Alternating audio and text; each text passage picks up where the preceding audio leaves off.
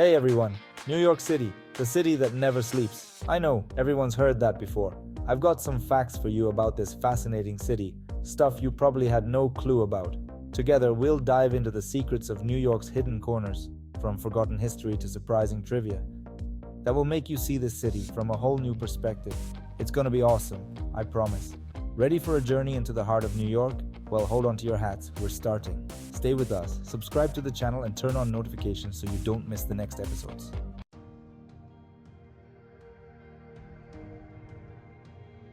In New York, where new skyscrapers pop up like mushrooms after the rain, it's hard to imagine any building with that much history surviving. And yet, I invite you to Brooklyn, to Flushing Avenue, where there's a house that remembers the days when bison roamed Manhattan. I'm talking about the Wyckoff Farmhouse Museum, the oldest building in New York City, built in 1652. It's like traveling back in time.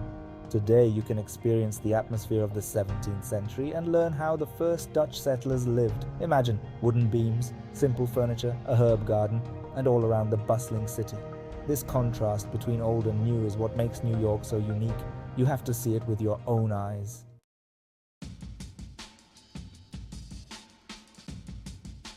In a city where every square meter is more precious than gold, there's a place that symbolizes the fight for your place in the concrete jungle.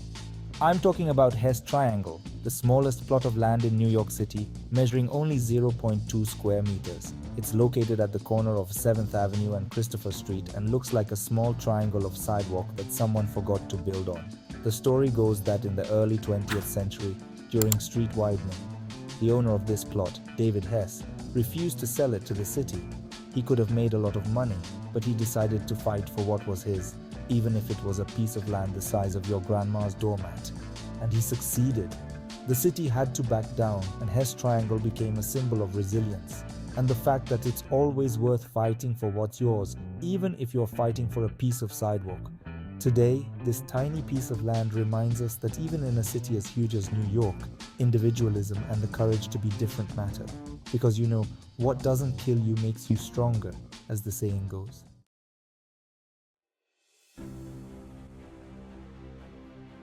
Okay, who here doesn't know the Statue of Liberty? It's one of the most recognizable symbols in the world. Even elementary school kids know that the symbol of America was a gift from the French. But have you ever wondered why the French gave the Americans such a unique gift? But did you know that this liberty enlightening the world is actually a work of art? It's not just a symbol, it's also a sculptural masterpiece, and not just by anyone. It's the work of one of the most talented artists of his time.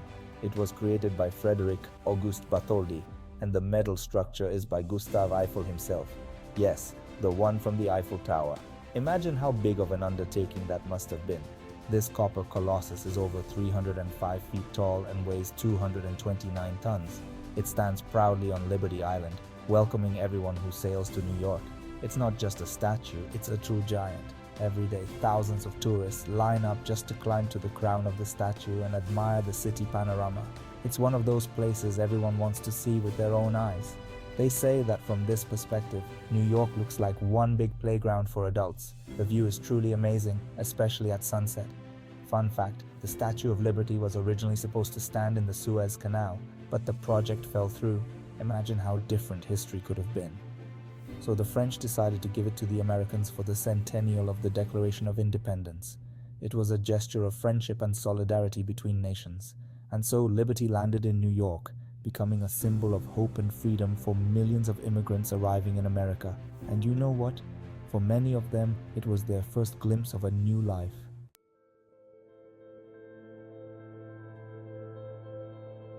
Time for a moment of respite from the urban chaos because we're moving to Central Park. It's the green heart of Manhattan, an oasis of peace amidst the concrete jungle. And get this park is bigger than the entire Principality of Monaco. Yes, you heard that right. Over 843 acres of green space in the very center of New York City. Frederick Law Olmsted and Calvert Vaux are responsible for this architectural masterpiece. They created a place where everyone can find something for themselves. You can stroll along romantic alleys, go boating on the lake, and even visit the zoo. And for fans of active recreation, there are playing fields, tennis courts, and bike paths. Central Park is the city's true lungs. It's where New Yorkers escape from the noise and rush to forget about their everyday worries for a while. You can meet couples in love, families with children, and even Hollywood stars here.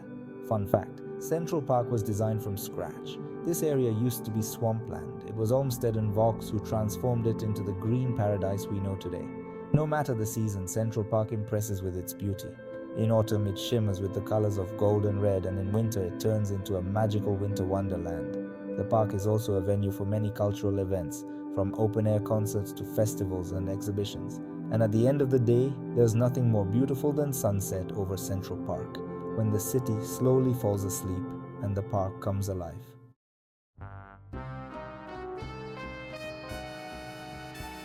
And now something for lovers of secrets and forbidden fruits. New York is not just skyscrapers and bustling streets, it's also a city with a dark and intriguing history.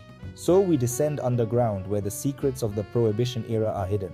In the 1920s, when alcohol was banned, the illegal alcohol trade flourished in New York. In the basements of tenement houses and hotels, speakeasies were created, secret bars where the city's elite met for boozy parties. One of the most famous was the Knickerbocker Hotel, where you can still feel the spirit of those times today. Imagine dark rooms, smoky light, jazz music in the background, and elegantly dressed guests sipping whiskey from teacups just to fool any potential raids. It was in speakeasies that the legend of New York as a city that never sleeps and where anything is possible was born. Today, many of these historic places are just stylish bars where you can have a drink and travel back in time to the era of jazz and gangster showdowns. But the atmosphere of mystery and intrigue remains, adding even more spice to New York.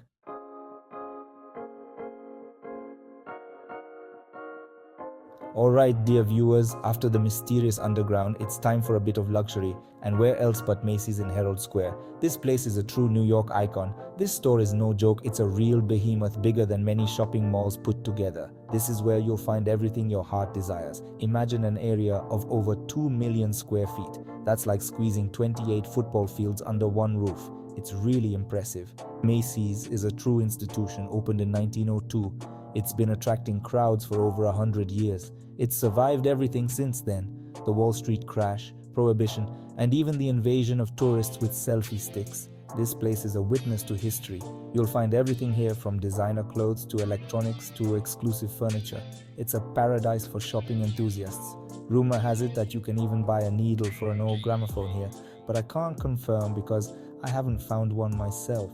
But Macy's isn't just about shopping till you drop. It's also a place full of events and attractions. It's also where the famous Thanksgiving Day Parade takes place. This event attracts millions of viewers. Millions of people around the world watch as giant balloons shaped like Snoopy and Garfield float through the streets of New York. If you're planning a trip to New York City, a visit to Macy's is a must. It's a place you have to see with your own eyes. Just remember comfortable shoes and your credit card limits. Be prepared to spend long hours shopping.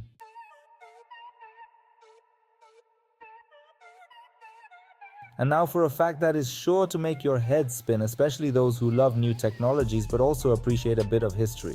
Imagine that the New York City subway, that tangle of tunnels beneath the city streets, has been operating since 1904. We're talking about a network of 472 stations that connect all 5 boroughs of New York City. It's like a giant ant that constantly transports millions of passengers every day. And no matter the weather, downpour, snowstorm, heat wave, the subway will always arrive on time. Speaking of time, did I mention that the subway runs 24 hours a day, 7 days a week? It's as if New York never sleeps, and its residents are always on the move. No wonder it's the city that never sleeps after all. So if you ever get the chance to visit New York, be sure to take a ride on the subway. It's not just a fast and cheap way to get around the city, it's also a real journey through time. Just don't forget your coffee and a good guidebook, because it's easy to get lost in this labyrinth.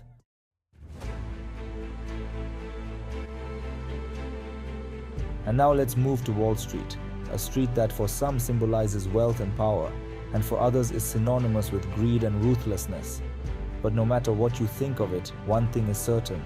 Wall Street is a place that has its finger on the pulse of the global economy.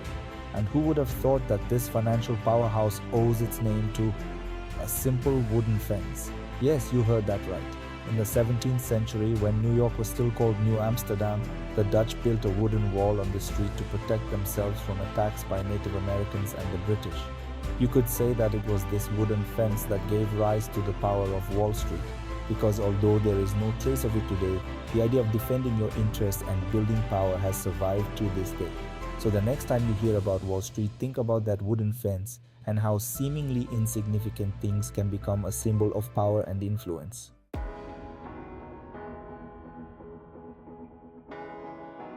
And that's all for today's episode about the unusual trivia of New York City. I hope you learned something new and interesting about this fascinating city. We have many more amazing stories and mysterious corners to discover. Be sure to subscribe to the channel and click the bell so you don't miss the next episodes.